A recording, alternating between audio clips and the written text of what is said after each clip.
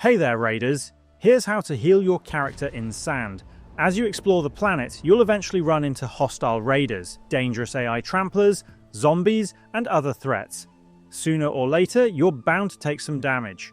When that happens, you'll lose portions of your health bar, and the only way to recover them is by using healing items. The most common healing item you'll find is canned food. Consuming one restores part of a health bar. The good news is that you don't need to completely refill every bar manually.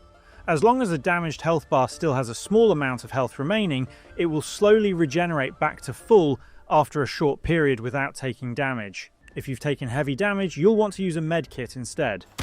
Medkits instantly restore a large amount of health, making them ideal during or after intense fights. You can often find medkits inside medicine cabinets aboard wrecked ships and in other valuable loot locations throughout the map.